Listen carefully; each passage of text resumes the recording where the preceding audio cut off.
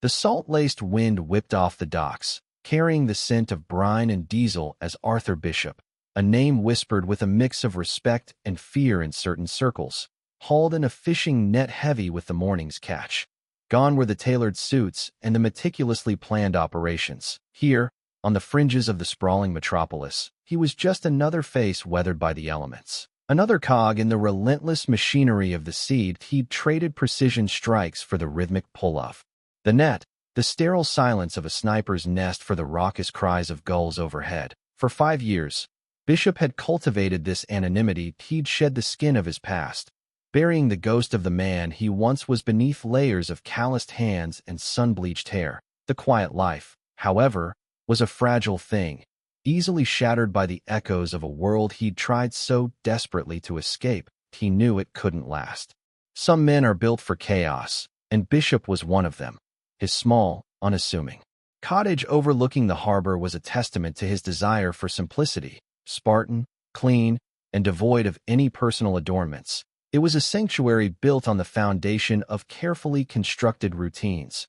Early mornings spent mending nets, afternoons spent navigating the choppy waters, evenings lost in the pages of dog-eared novels. A deliberate attempt to drown out the memories that threatened to surface with every crashing wave. But the city, a concrete leviathan visible on the horizon, held him captive. It was a constant reminder of the life he had left behind, the life that had come crashing down around him in a storm of violence and betrayal. He thought he could find peace so far from the city's clutches, but the rot was too deep, the tendrils of corruption reaching even to this isolated haven. One blustery Tuesday, a news report flickered across the small television screen in his cottage, the images blurring with the condensation on the windowpane. A charity gala, glittering with wealth and privilege, held in the opulent penthouse suite of the Sterling Tower, the crown jewel of billionaire Richard Sterling's empire. Sterling, a man whose name was synonymous with power and influence, a man whose smile could charm the masses while his actions bled the city dry. Bishop barely registered the report, his attention focused on the intricate knot he was tying, until he saw her. A fleeting glimpse in the background, a familiar face amidst the sea of unfamiliar ones. Sarah, his breath hitched. Sarah Jenkins, a dedicated investigative journalist who had dared to expose Sterling's corrupt dealings, a woman he had once cared for. The report mentioned a tragic accident. A hit and run. Sarah, dead at the scene. The details were scant, glossed over with practiced ease, the kind of perfunctory coverage reserved for those who dared to challenge the established order. The net slipped from his grasp, falling to the floor with a dull thud. The carefully constructed facade of Arthur Bishop, the quiet fisherman, began to crumble. The memories flooded back, sharp and visceral. The shared laughter, the whispered secrets, the burning passion that had briefly illuminated his dark world. And then, the chilling premonition he'd felt when she started digging too deep. He knew, with a chilling certainty that ran deeper than any logic, that Sarah's death was no accident. That Sterling's reach was long, his methods ruthless. Anyone who threatened his empire was silenced, one way or another. And Sarah, with her unwavering determination and her relentless pursuit of the truth, had become a threat. The fire in his eyes, dormant for so long, rekindled with a fierce intensity. The quiet life was over. The fisherman was gone. Arthur Bishop, the man with a hidden past and exceptional skills, was back. He would unravel Sterling's web of deceit, expose his crimes, and deliver the justice that Sarah deserved. The city had taken something from him, and he was going to take something back. The hunt had begun. He walked to the corner of the room and opened a concealed compartment in the floor, revealing a hidden cache of weapons, relics of a life he thought he had left behind, now ready to be dusted off and put to use once more. The quiet life was over. The storm was coming. The weight of the past settled heavily on Bishop's shoulders as he stared at the arsenal before him. Each weapon, a cold, hard reminder of a life he had tried to bury. He chose a Beretta 92 FS, its familiar weight comforting in his hand. That he disassembled and reassembled it with practiced ease, the muscle memory honed from years of use refusing to fade. That he needed to understand the circumstances surrounding Sarah's death to confirm his suspicions before taking any irreversible action. His first step was to revisit the scene of the accident, a desolate stretch of highway on the outskirts of the city. The official report painted a clear picture: a drunk driver, a late-night collision, a tragic loss. But Bishop saw more than the sterile details on a police report. He saw the absence of skid marks, the unnatural angle of the impact, the subtle inconsistencies that screamed foul play. He spent hours scouring the area, his trained eyes picking up details that would have escaped the notice of ordinary investigators. A fragment of shattered headlight embedded in the asphalt, a faint tire track leading off the road into a nearby field. These were breadcrumbs, and Bishop knew how to follow them. The tire tracks led him to a secluded garage on the edge of the city's industrial district. The place was a chop shop, a haven for stolen vehicles and illegal modifications. Bishop observed the garage from a distance, noting the comings and goings, the faces that frequented the place. They were low-level thugs, the kind who thrived in the shadows of Sterling's empire. He waited until nightfall, the city's neon glow painting the sky in a hazy orange hue. He moved with the silence and precision of a predator, scaling the fence surrounding the garage and slipping into the darkness. Inside, the air was thick with the smell of oil and gasoline. The sounds of metal grinding and muffled voices echoed from the back. He found what he was looking for in a dimly lit corner of the garage: a black Mercedes-Benz, its front end heavily damaged, its windshield replaced. The car was being meticulously cleaned, the evidence of its crime carefully erased. But the thugs working on the car were sloppy, complacent in their belief that they were untouchable. Bishop moved swiftly. Silently, he disabled the security cameras with a few well-placed shots from his silenced pistol. He took down the first thug with a swift chop to the throat, the second with a disarming maneuver and a knee to the groin. The third, a hulking brute with a greasy ponytail, put up more of a fight. But Bishop's superior skills quickly prevailed. He interrogated the thug, his voice cold and menacing. The thug, terrified, confessed everything. He admitted that he had been paid a substantial sum to dispose of the car, to make sure it could never be traced back to its owner. He didn't know who had ordered the hit, only that the money had come from a middleman with connections to Sterling Enterprises. The confirmation solidified Bishop's resolve. Sarah's death was not an accident. It was a calculated act of violence, orchestrated by Sterling to silence her investigation. The billionaire had not only taken Sarah's life, but he had also robbed Bishop of the possibility of a future, of a life free from the shadows of his past. The need for revenge burned in his veins, a white-hot fire that consumed his every thought. He would make Sterling pay for what he had done. That he would expose his crimes, dismantle his empire, and bring him to justice, one way or another. The rules of engagement had changed. This was no longer about seeking the truth. It was about retribution. Before leaving the garage, Bishop disabled the Mercedes, ensuring it would never see the road again. He left a message for Sterling, a subtle but unmistakable sign that he was coming. That he spray-painted a single word on the car's hood: guilty. Let Sterling know that he was being watched, that his secrets were no longer safe. The game had begun. The spray paint was barely dry before Bishop was already several steps ahead. Diving deeper into the labyrinthine world of Richard Sterling, he knew taking down a man of Sterling's stature wouldn't be a simple task. The billionaire had built an empire on secrets and fear, his influence permeating every facet of the city's infrastructure, from the police force to the courts. Bishop needed information, and that meant venturing back into the heart of the city he had so painstakingly avoided.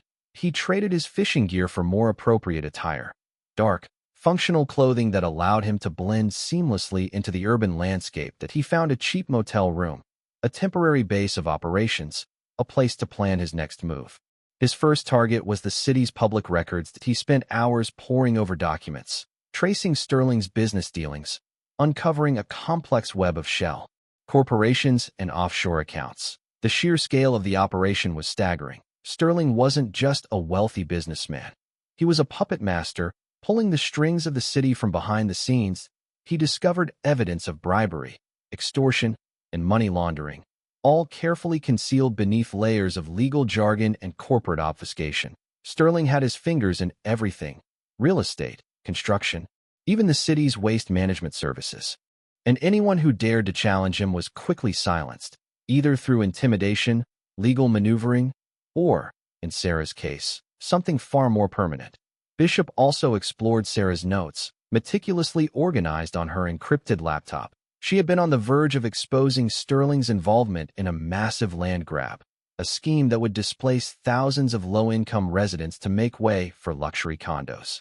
She had uncovered evidence that Sterling had bribed city officials to approve the project, ignoring environmental regulations and zoning laws. The more Bishop learned, the more he understood the depth of Sterling's depravity. The billionaire wasn't just motivated by greed.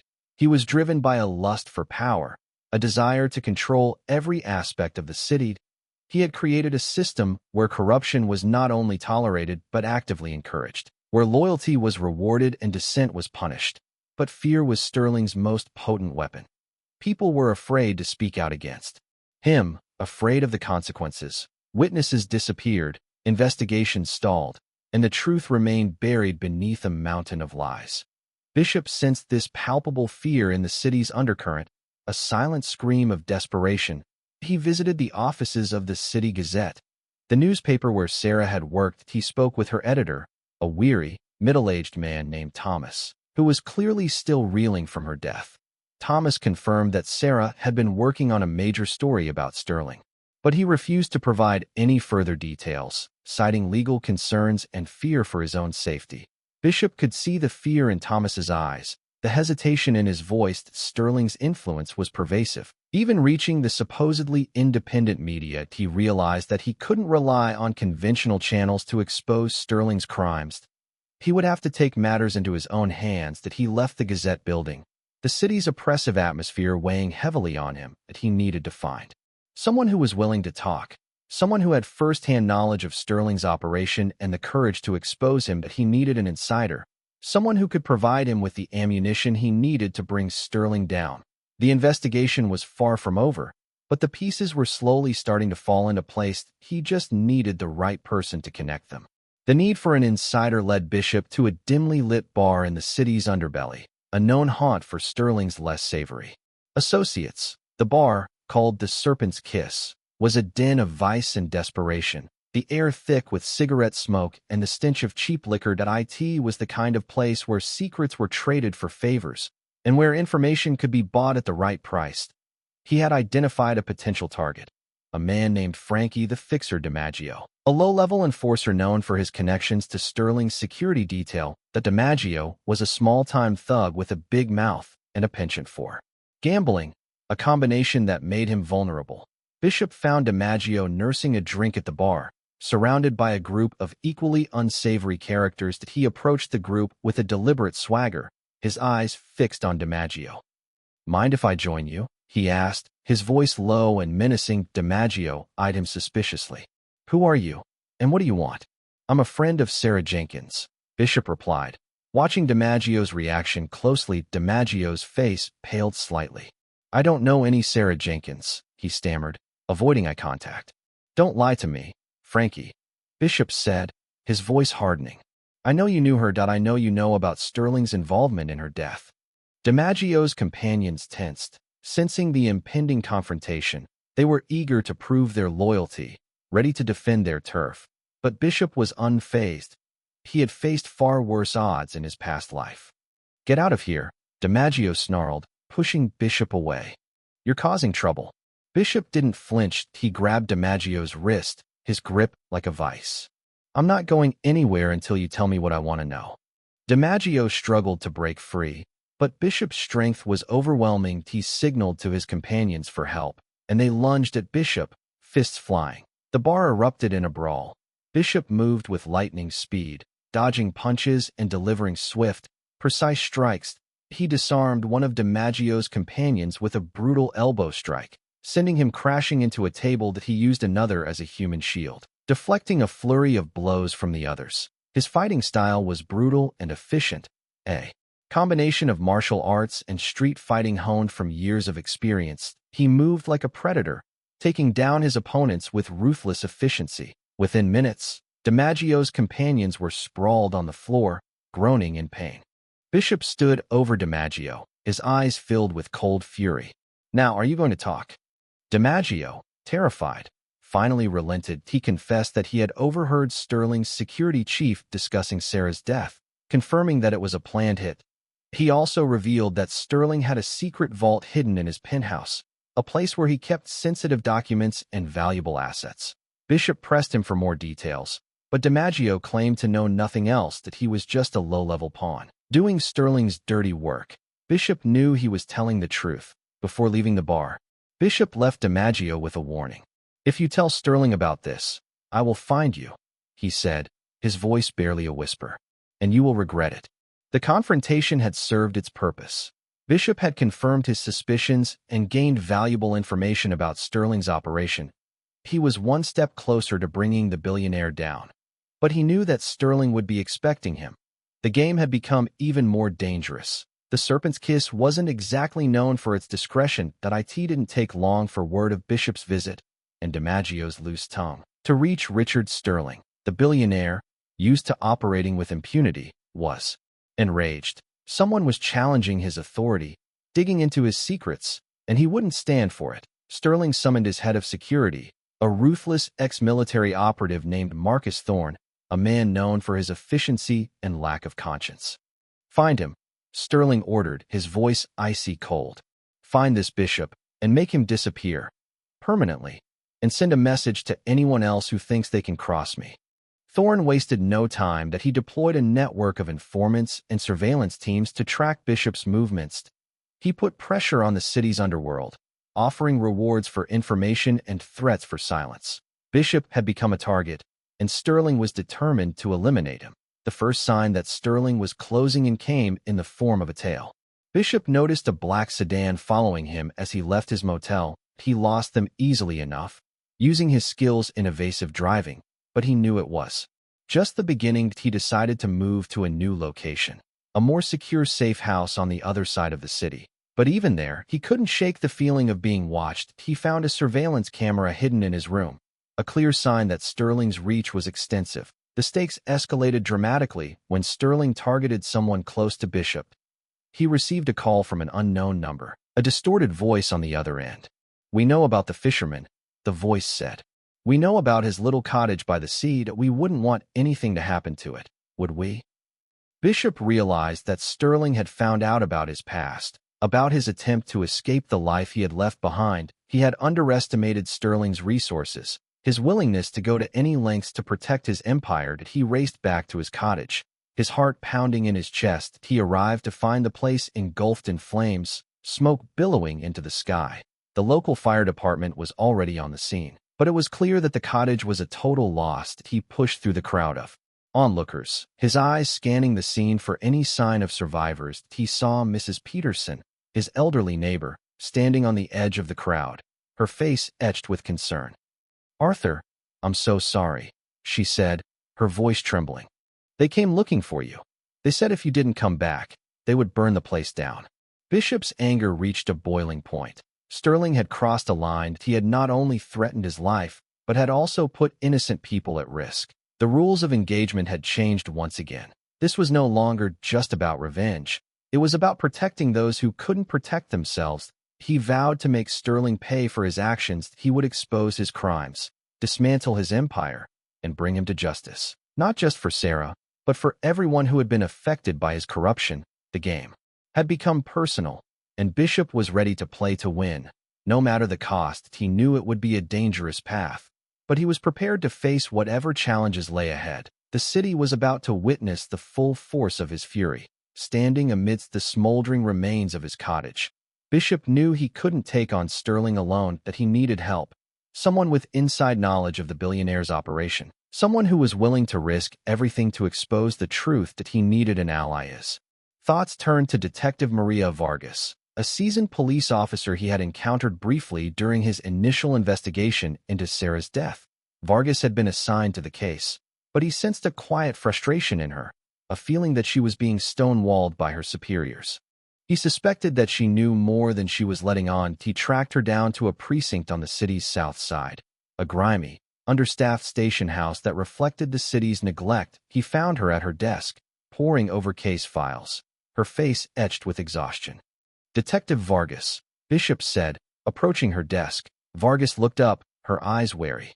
"Mr. Bishop," she said, recognizing him. "What can I do for you?" I think you know why I'm here, Bishop replied. I know you're not satisfied with the official explanation of Sarah Jenkins' death. Vargas hesitated, glancing around the room to make sure they weren't being overheard. I can't talk about that here, she said, her voice low. Then let's talk somewhere else, Bishop suggested. They met at a small diner a few blocks from the precinct, a neutral territory where they could speak freely. Vargas confirmed Bishop's suspicions. She had been pulled off the Sarah Jenkins case after discovering inconsistencies in the investigation. She believed that Sterling had used his influence to bury the truth. I know Sterling is corrupt, Vargas said, her voice filled with anger. I've seen firsthand how he operates, but I can't prove anything that he's too powerful. He has people everywhere. I can prove it, Bishop said.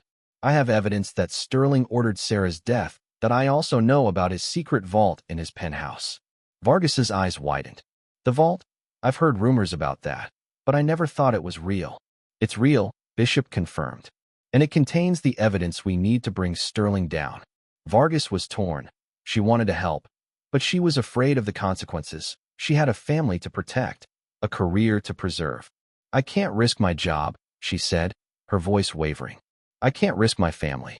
I understand, Bishop replied. But if we don't do something, Sterling will continue to get away with his crimes, that he will continue to hurt innocent people. He showed her the photos of his burned-down cottage, the pictures of Mrs. Peterson, his elderly neighbor. He told her about Sarah's investigation, about the land grab that would displace thousands of low-income residents. Vargas's resolve wavered. She saw the pain in Bishop's eyes, the determination in his voice. She realized that she couldn't stand idly by while Sterling continued to wreak havoc on the city. What do you need me to do? She asked, her voice resolute. Bishop smiled. I need your inside knowledge, he said. I need your access to police records, your understanding of Sterling's security protocols, that I need your help to get into that vault. Vargas agreed to help, knowing that she was risking everything. She provided Bishop with valuable information about Sterling's security measures, the layout of his penthouse, and the location of the vault. She also agreed to use her police connections to gather more evidence against Sterling. With Vargas's help, Bishop had a fighting chance that he now had an ally on the inside, someone who could provide him with the support he needed to bring Sterling down. The odds were still stacked against him, but he was no longer alone. The fight was far from over, but he was one step closer to achieving justice. With Vargas providing crucial intel, Bishop launched a systematic assault on Sterling's empire, dismantling his illegal operations one by one. Each encounter was more dangerous than the last, each step bringing him closer to the heart of Sterling's power. His first target was Sterling's money laundering operation, a network of offshore accounts and shell corporations that allowed him to funnel millions of dollars in ill-gotten gains. Vargas provided him with the names of key figures involved in the operation, including a crooked accountant named Edgar Finch. Bishop tracked Finch to a secluded warehouse on the outskirts of the city, a place where he conducted his illicit transactions. He infiltrated the warehouse under the cover of darkness, disabling the security system and taking down the guards with swift, silent precision. But he confronted Finch, his voice cold and menacing. Finch, terrified, revealed the details of Sterling's money laundering scheme, providing Bishop with the account numbers and access codes he needed to expose the operation. Bishop used the information to freeze Sterling's offshore accounts, crippling his financial resources. The move sent shockwaves through Sterling's organization, undermining his authority and creating chaos among his associates. Next, Bishop targeted Sterling's extortion racket, a network of thugs who used intimidation and violence to extort protection money from local businesses. Vargas identified the leader of the racket, a ruthless enforcer named Tony, the Hammer, Moretti. Bishop ambushed Moretti and his crew at a local restaurant, a place where they regularly met to collect their payments. A brutal firefight ensued, with Bishop using his superior skills and tactics to outmaneuver his opponents. He took down Moretti and his crew, disrupting Sterling's extortion racket and freeing the local businesses from his grip. As Bishop continued to dismantle Sterling's operation, the billionaire grew increasingly desperate. He doubled his security, hired more mercenaries, and put a bounty on Bishop's head. He also intensified his efforts to discredit Vargas, using his influence to launch an internal affairs investigation against her. But Bishop was relentless. He was determined to bring Sterling to justice. No matter the cost, he used his skills to evade Sterling's security forces, outsmart his mercenaries, and expose his crimes to the public. He leaked information to the media, revealing Sterling's involvement in Sarah's death, his money laundering scheme, and his extortion racket. The public outcry was immediate and overwhelming. People took to the streets, demanding Sterling's arrest. The city was in chaos. Sterling's empire was crumbling around him. He was losing control, and he knew it. He realized that he had underestimated Bishop, that he was facing an enemy who was more dangerous and more determined than he had ever imagined. That he decided to take matters into his own hands. He would confront Bishop personally, settle the score once and for all. That he knew it was a risky move, but he was desperate. He had nothing to lose. The final showdown was inevitable. The city held its breath, waiting to see who would emerge victorious. The revelation of Sterling's deeper motives came unexpectedly, not from police files or intercepted communications, but from a source Bishop never anticipated. Edgar Finch, the crooked accountant whose testimony had crippled Sterling's financial empire. Finch, now under police protection and facing a lengthy prison sentence, contacted Vargas, claiming to have more information, something he had been too afraid to reveal before. He insisted on speaking directly to Bishop, fearing that his confession would be intercepted by Sterling's remaining loyalists. Bishop, wary but intrigued, agreed to meet Finch at a secure location. Finch, a shadow of his former self, was visibly shaken, his eyes darting nervously around the room. "It's not just about the money," he stammered, his voice trembling. "It's about the city. It's about what Sterling wants to do with it." He revealed that Sterling's ultimate goal wasn't simply to amass wealth, but to reshape the city in his own image, to transform it into a playground for the rich and powerful, a place where the poor and marginalized were simply erased. Sterling had a grand vision, a master plan to gentrify the entire city, to displace the low-income residents and replace them with luxury condos, upscale boutiques, and exclusive restaurants. That he wanted to create a city that catered to his own elite circle, a place where he could reign supreme, unchallenged and unopposed. The land grab that Sarah had been investigating was just one piece of the puzzle, a small part of Sterling's much larger scheme. He had been systematically buying up properties in low-income neighborhoods, using bribery, intimidation, and even arson to force residents out of their homes. That he planned to demolish entire blocks of affordable housing, replacing them with high-rise apartments that only the wealthy could afford. He wanted to create a city of haves and have-nots, a place where the rich could live in luxury while the poor were forced to the margins. Finch revealed that Sterling's obsession stemmed from his own childhood, from growing up in poverty and being ostracized by the wealthy elite. He had vowed to one day rise above his humble beginnings, to become the most powerful man in the city, to control the very people who had once looked down on him. His corruption was born out of resentment, a deep-seated desire to prove his worth, to show the world that he was better than everyone else. He had become a monster, driven by his own insecurities and his insatiable thirst for power. The revelation added a new layer of complexity to Sterling's character, transforming him from a simple villain into a more nuanced and tragic figure.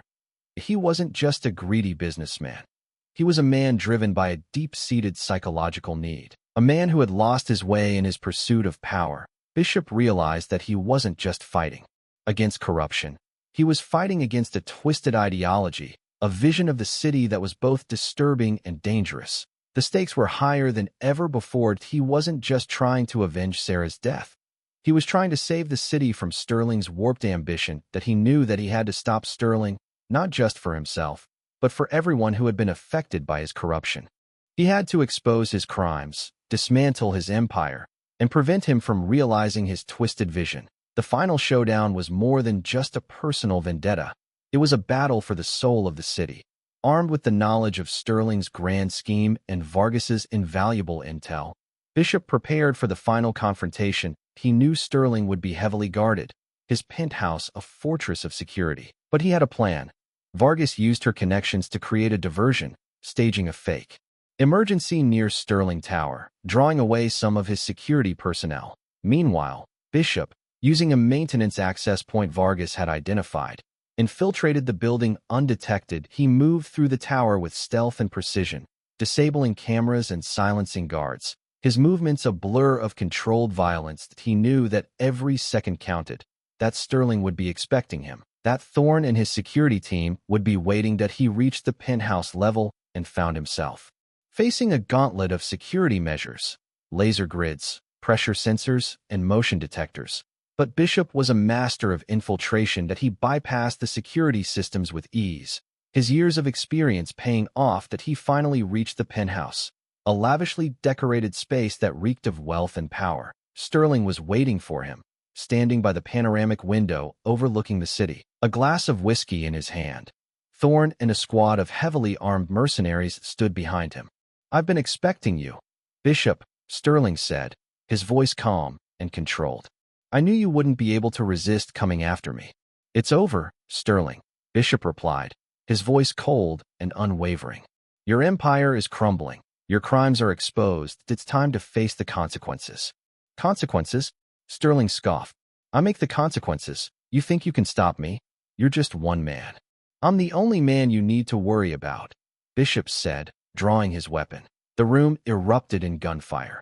Bishop moved with lightning speed, dodging bullets and returning fire with deadly accuracy. He used the environment to his advantage, taking cover behind furniture and using mirrors to outflank his opponents. Thorne and the mercenaries were skilled fighters, but they were no match for Bishop's superior training and experience. He took them down one by one, his movements a symphony of violence and precision. The penthouse was transformed into a battlefield, the air thick with smoke and the sound of gunfire. Sterling watched in horror as his security team was systematically eliminated, his carefully constructed world collapsing around him. Finally, only Bishop and Sterling remained. Thorne lay dead at Sterling's feet, a testament to Bishop's ruthlessness. "You're a monster," Sterling said, his voice trembling with fear. "You've destroyed everything I've built." "You did this to yourself," Bishop replied. "You chose this path. You let your greed and your ambition consume you." He approached Sterling, his weapon trained on him. "It's time to pay for your crimes." Sterling lunged at Bishop, a desperate attempt to escape his fate. But Bishop was too quick. He disarmed Sterling with a swift kick and pinned him against the window. "Look at the city, Sterling," Bishop said, his voice filled with contempt. "This is what you wanted to control. This is what you were willing to destroy." He had a choice to make. He could kill Sterling, end his reign of terror once and for all. Or he could let the law take its course, allow Sterling to face justice in a court of law. The decision weighed heavily on him. He thought of Sarah, of the lives that Sterling had ruined, of the city that he had tried to control. That he knew what he had to do. Bishop looked into Sterling's eyes, seeing not just a corrupt billionaire, but a broken man, consumed by his own ambition and insecurities. He knew that killing Sterling would be easy, a release of all the anger and pain that had been building inside him. But it wouldn't bring Sarah back. It wouldn't undo the damage that Sterling had inflicted on the city. He made his decision. That he lowered his weapon. "I'm not going to kill you," he said, his voice resolute. "You're going to face justice. That you're going to answer for your crimes." He contacted Vargas, who arrived at the penthouse with a team of officers. They arrested Sterling, taking him into custody as the media swarmed the building. The news of Sterling's arrest spread like wildfire, sparking celebrations throughout the city. The evidence that Bishop and Vargas had gathered was overwhelming. Sterling was charged with a litany of crimes, including murder, bribery, extortion, and money laundering. His trial became a media sensation, a symbol of the city's fight against corruption. Vargas testified against Sterling, risking her career and her safety to expose the truth. Finch also testified, providing a detailed account of Sterling's criminal activities. The jury found Sterling guilty on all counts. He was sentenced to life in prison, his reign of terror finally over. With Sterling behind bars, the city began to heal.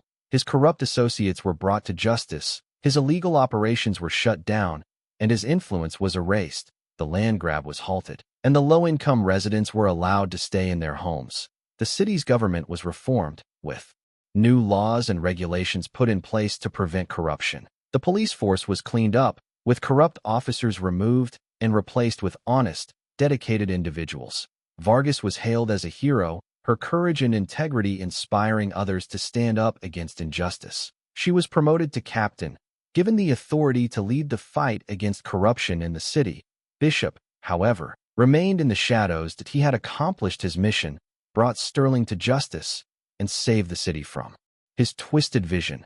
But he knew that his past would always haunt him, that he could never truly escape the life he had left behind. He decided to leave the city, to return to his quiet life by the sea. He rebuilt his cottage, piece by piece, a symbol of his resilience and his determination to find peace.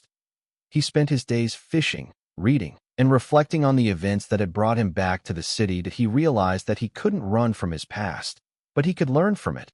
He could use his skills and his experience to help others, to fight against injustice wherever he found it. He found a measure of peace, a sense of purpose that he had been searching for so long. That he knew that the city was a little brighter because of his actions, that he had made a difference, however small. That he looked out at the ocean, the endless horizon, a symbol of hope and possibility. He knew that the fight for justice was never